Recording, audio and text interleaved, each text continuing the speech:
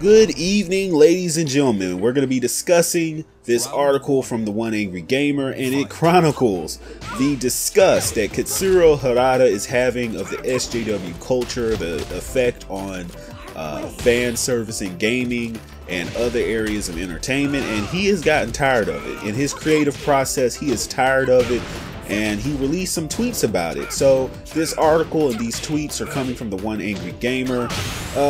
He writes, when it comes to making characters in video games, they're oftentimes put under a microscope, fashioned to find offense by scrutineers known as the intersectional inquisition.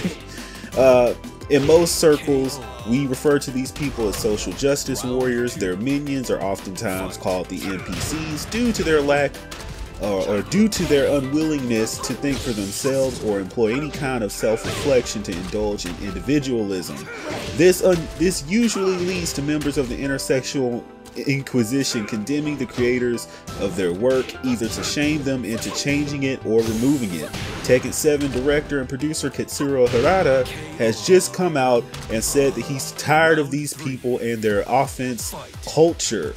Harada San was responding to a user on Twitter asking if one of the next characters might be a traditional Nordic warrior, someone who is a brute and uncompromising, a modern day Viking, opposite of an era filled with the promotion of beta male culture. Harada responded with a series of tweets on March the 14th, 2019, explaining, "I'd like to challenge such a theme design. However, the time has come when the challenge is very difficult because the people who complain about characteristic designs, this is a stereotype. The individual or culture identity will become homogenized. Perhaps everyone around the world should just wear t-shirts and jeans. The t-shirt should be plain with nothing on it. If there is a design, it could offend someone somewhere, right? I've become quite tired of trying to avoid causing potential offense issues." So this is coming from Harada San. Harada ran into a similar problem before with Lucky Chloe in Tekken 7, where some people, mostly NeoGaf, back when it was known as being the SJW Hive, complained about her being too kawaii or cutesy as a Japanese-themed character. Someone said, "I'll remove you," blah blah blah. There's some kind of tweet here. Harada joked that he would sneak her into the game by making a big muscly character and having her bust out of him to reveal it was Lucky Chloe. Outside of Tekken, SJWs have complained about a number of games, culturally appropriating other things from other cultures. One of the more recent examples of this faux outrage was at Sony's E3 2018 press conference, where SJWs claimed that it was a non-Japanese man playing the I'm not even going to try that. During the stage presentation was cultural appropriation as detailed by Indie 100.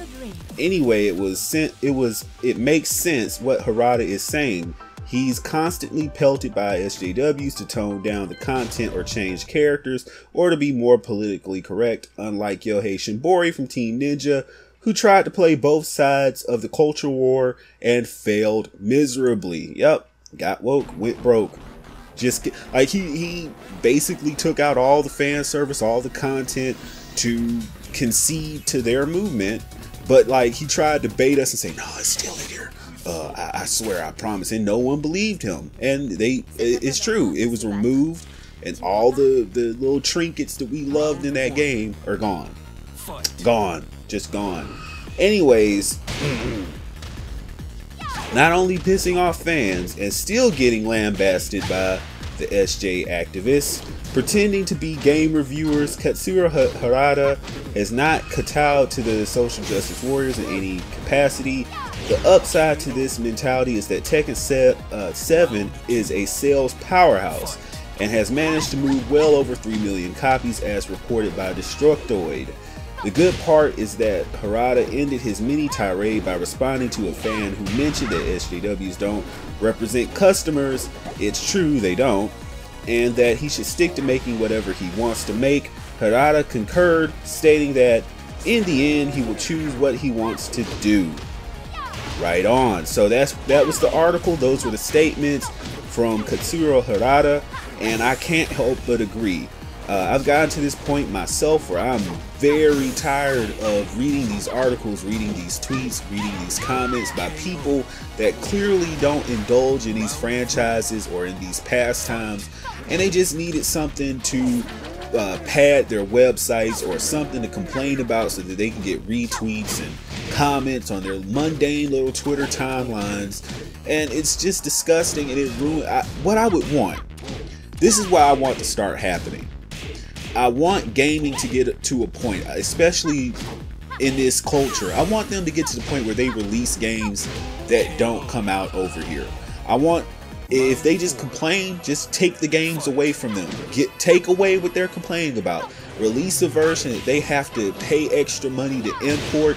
That way they can't complain about it getting released over here in the West. That way they have to go that extra step to import it. And if they import it just to complain about it, they look doubly dumb.